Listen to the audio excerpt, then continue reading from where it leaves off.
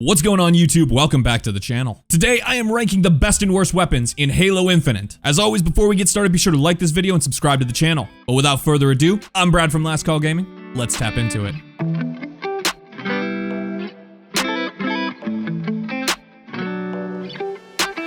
Alright, quick disclaimer before we get started. These are my opinion, an opinion that you are allowed to disagree with. However, if you decide to be a turd in the comments, I'm free to not respond to you. Keep it classy, however, and maybe we can have a conversation. And so kicking things off, we have the battle rifle, which for the duration of my channel and coverage of Halo will be known as Old Reliable. There's legitimately nothing wrong with this weapon. 4 full damage bursts from this beauty can full kill your opponent. It's clean, it's consistent, it's accurate. There's a reason they start you off with it in ranked, and that's why I'm putting this in S tier. Moving on to the assault rifle. Took me a while to get a reading on this one. It's your standard issue in casual mode, and for my money, it isn't that bad. That being said, you might be wondering, is it as good as the battle rifle? No, absolutely not. Don't get me wrong, it's all right. In fact, as long as you hit your shots, it's a decent replacement, but only decent. And sometimes it just feels like it could take a hair too long to kill. Only sometimes though. It's just okay, there's nothing really wrong with it, but it's not great either. And so the assault rifle is gonna go comfortably in B tier. Next we have the Commando, a gun which makes next to no sense to me. I wanna like this thing so badly, and I haven't fully tested it yet, but I swear to God there's drop off on this thing. 6 shots anywhere on the body will break shield. Torso, arm, legs, even feet if you're into that sort of thing. And if you get that 7th headshot, boom, money. But it almost never feels like that's the case with the Commando. In fact, the number of times that I've quickly clipped somebody are few and far between. What can I say? Sometimes it hits, sometimes it doesn't. It's inconsistent, it's okay, and I think I'm gonna have to put it also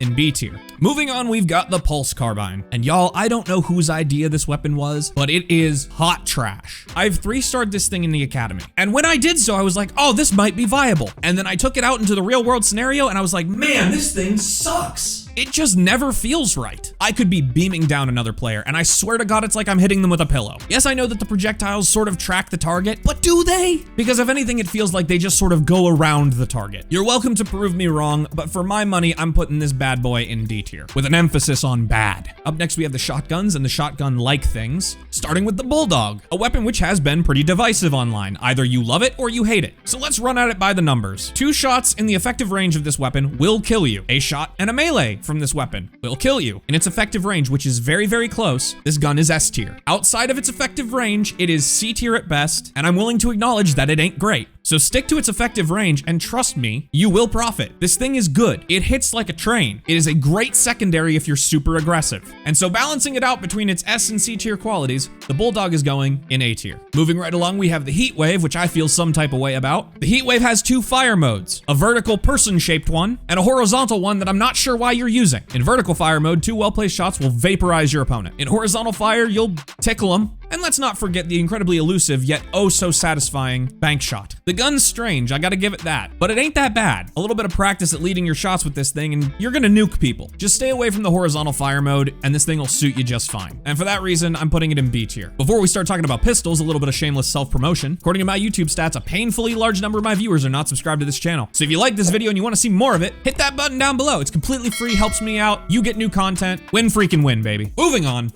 The Disruptor Pistol, painfully underrated. This little electric beauty can take down people and vehicles. The nice thing about this weapon is that it does tick damage over time after the 3rd shot. 6 shots will kill your opponent, and it does proximity damage when you fire it at electronics and people. It may feel underwhelming, but you can confirm a kill with this really, really easily. It is a really great alternative to the sidekick, and the bonus damage from it is always a plus. I don't think people give this thing enough credit. I pick it up all the time, I love it. You should give it a try. Though I would suggest going into the range first and getting used to it, and maybe learn to count your hit markers, because it does boost the weapon to know how many shots you actually hit. I don't think this thing gets enough credit, and so that's why I'm gonna put it nicely in A tier. Up next, we've got the Mangler, which is personally one of my favorite weapons in the game. This gun's another great sidekick alternative, and rewards you heavily if you can really hit those heads. 3 headshots will confirm a kill, 4 shots anywhere will do the same. And this bad boy even has tusks on the front that do bonus melee damage. Thing is great for short to mid-range engagements and an awesome sidekick alternative. Plus, every time you score a headshot with this thing, it just feels so good. Makes you all warm and fuzzy inside. And it's that warm and fuzzy feeling that puts this gun in A tier. Ah, the sidekick. We like the sidekick. I actually really like the sidekick. I think for what it is, it does its job very, very well. What it is a pistol. And unlike pistols and sidearms in most first-person shooters, this one is actually pretty useful. And it's part of your bread and butter combination in casual mode. I don't really have a lot to say about it. At the end of the day, though, it is still a sidearm, unless of course you have a challenge for otherwise. And it behaves like a sidearm. doesn't detract from the fact that it is pretty okay. And for that reason, it is also going in B tier. Moving on to the Needler, which is the meme of Halo's past. I don't hate this thing, but it's not good. 12 confirmed needles will transition your enemy to that beautiful pink mist, but somehow those 12 needles just feel oh so hard to hit, unless of course you're barrel stuffing this thing. Unfortunately, I want this thing to be so much better than it is, but it's okay. If it's your thing, it's your thing. I've seen people dominate casual lobbies with it, and I've seen modders put hot dogs in it. It's still kind of a meme. It's a little better than it used to be in Halos of old, but I really can't recommend anybody pick this up in ranked. It's better than the Pulse Carbine, but I have to put the Needler in C tier. And then there was the Plasma Pistol. I think this is gonna be another divisive one. I think we can all be honest with ourselves at this point and understand that the Plasma Pistol is not going to confirm a kill for you. I don't care how good your aim is. A fully charged shot breaks shield. That fully charged shot does not take that long and does have some tracking on it, but once that shield is broken, you need something else to confirm the kill, because this thing just simply will not cut it. And while some of the other weapons on this tier list do benefit from something else helping confirm the kill, this is the only one on the list that absolutely requires it. And if you show up in my comments and tell me, well, I get kills with it all the time, show your work, because bot lobbies do not count. This thing is cool for a 1-2 combo, but in most practical scenarios, you don't have time to charge it up, swap weapons, and confirm the kill. In fact, in most practical scenarios, you waste a lot of ammunition just carrying the thing around at full charge, waiting to pop off a shot. And if you don't hit that shot, you're kind of screwed. It's very high risk to moderate to high reward. And for that reason, the Plasma Pistol is also going in C tier. Moving on to the Sentinel Beam, another weapon I feel is very underrated. Hey, here's a fun fact that's fun. Did you know that this weapon has the lowest TTK in the game? Start to finish, if you stay on your target, 0.9 seconds will turn your enemy into dust. That's freaking nuts. Obviously, most real world scenarios, you're not gonna get that 0.9 seconds. However, real world TTK is still pretty low. That is assuming that your tracking is pretty good. Now you're playing Halo, a game which thrives on tracking, so I should hope that it kind of is. And we're not even gonna talk about aim assist in this video. Do not sleep on this weapon. It is consistently very good, and it's fun to use. And for that reason, Sentinel Beam is going in A tier. On to the sniper category, or the category most near and dear to my heart. Kicking us off in this category is the Stalker Rifle, which feels more like a marksman weapon than a sniper rifle. It is, however, completely devastating if you hit your shots. 3 headshots will down a Spartan, and 4 to 5 anywhere else will do the same. Its main limitation is how quickly it overheats. So if you plan on maining this weapon, you should get a rhythm going for dishing out a few shots of damage and then venting. If you overheat this weapon, the venting process could get you killed, so keep that in mind. It's strong, it's crisp, but it's not necessarily the strongest in this category. And for that reason, I'm gonna put the Stalker Rifle in B tier. Moving right along to the Shock Rifle, this thing has a very, very high skill ceiling and a moderately high skill floor. 3 shots anywhere on the body will down a Spartan. A headshot is a 1-hit kill. Much like the Disruptor, this also deals proximity damage, and 2 shots will stun a vehicle. Its hit scan, it feels so good to use, and honestly, this thing can turn a fight in a similar fashion to some power weapons. I strongly recommend you get used to this gun. It's a great weapon, and it is going to be our next installment in the S tier category. The S7 Sniper, the Widowmaker of Halo, the 360 no-scope special, the Long Boy.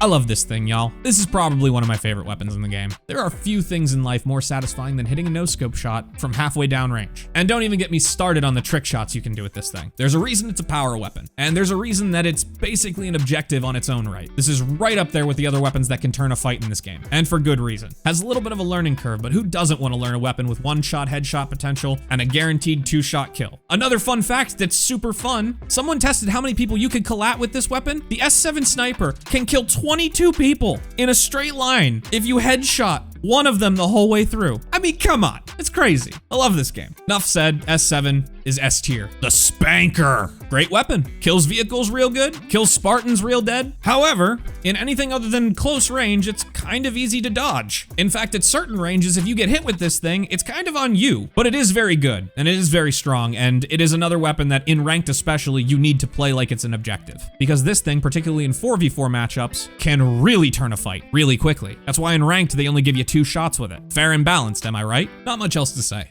And so this power weapon is going in A tier. The remainder of these weapons are not in ranked, which is why I saved them for last. But they are still going on this tier list because I didn't think there was enough to justify making a whole other video. So just keep that in mind. Hi everyone, Future Brad here while editing this. Never mind the festive attire, you can check out my live stream if you're curious about that. But I made a mistake here. As it turns out, the Energy Sword is in fact in ranked, and a few of these other weapons might be as well, but I have not encountered them yet. To my knowledge, at this point, the Energy Sword is the only one that I left out, but if you've encountered any of the others in your ranked games, be sure to let me know down below, and I'll probably pin the comment if I can verify it. Thanks guys. We'll start with the Ravager, otherwise otherwise known as the floor is now lava. I don't know who designed this weapon. It is not good. In fact, the giant spear on the front of it makes it more useful as a melee weapon than as an actual gun. If you just burst fire this thing, you will not confirm a kill, and it takes a calendar year to charge up. Now, if you manage to charge the thing up before someone knocks your head off with an S7, then you are tasked with actually hitting the shot on someone directly to kill them, or praying that they're dumb enough to just stand in the fire that then is left on the ground. This thing needs some serious help and tweaking. But it is only a casual weapon, so they could leave it and I'll be fine either way. I just won't pick it up. Let me know down below if you've managed to make this stupid thing work. But it's going to be our first weapon to get its own category. The Ravager is F tier. Moving on to the Energy Sword, another very satisfying weapon to use, and the one-hit kill potential of it is extremely nice. When your reticle changes color, you get a big old leap, and there's a lot of really great plays that you can pull off with things like the grapple hook. I don't have a ton to say. You should pick this up. It's super fun. It's limited by the fact that you have to get in close to your enemy. So long as you can sneak up on people or find a great hiding spot, you could go on some mad kill streaks with this thing. Really fun to use. Give it a look. The Halo Energy Sword is A tier. Let's talk about the Cinder Shot for a second. And this is probably a hot take, but I don't think it's really a power weapon. Unlike all of the other power weapons, this is the only one that's a guaranteed 2-shot. And that is, of course, if you can manage to directly hit someone with it. But the projectiles bounce, they explode in weird ways, and yes, I know that you can guide them when you ADS. But good luck.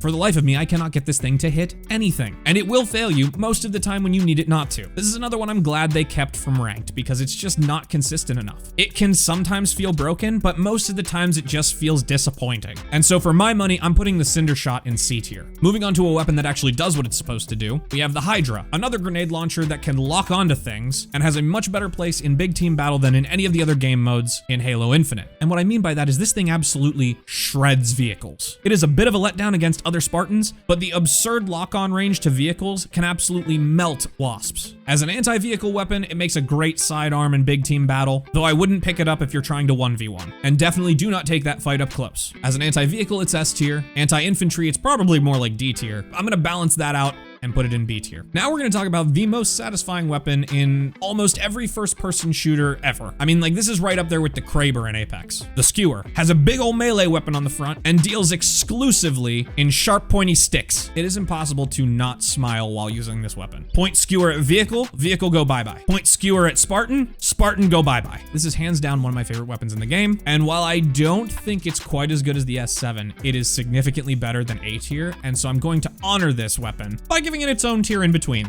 The Skewer is in Skewer tier. I will not be taking questions at this time. And last but not least, we have the Grav Hammer. Another very, very satisfying weapon to use, but suffers from some of the same limitations as the Energy Sword. Massive one-hit kill potential, weirdly inconsistent 2-hit potential. Who doesn't love to drop the hammer on somebody? It's one of the most fun things to do in this game. And again, with all of the movement abilities that are available to you, a lot of great plays you can make. But this suffers from one really big drawback. It's really big. And that is to say that it's incredibly easy to see someone carrying this around and very hard to sneak up on people with it. I mean, come on, have you ever seen someone with a grav hammer on the other team walking towards you and thought, maybe I shouldn't shoot them? Immediately, all eyes are on them and they are gone. And it's really hard to get this thing right. I like it, it's strong, and I'm always like really happy to pick one up because it means that I'm gonna have a fun time. But I can't say it's like the best weapon in the game, and it's gonna be kind of a hot take. I think the grav hammer's kind of B tier. It's gonna round us off. I feel like I might have clogged up B tier a little bit, but overall I'm pretty happy with this list. Like I said earlier, these are all my opinion, and if you think I'm wrong, you can let me know in the comments. Just please keep it classy. Otherwise, don't forget to like this video and subscribe to the channel. But thank you guys so very much for watching, and until next time, cheers.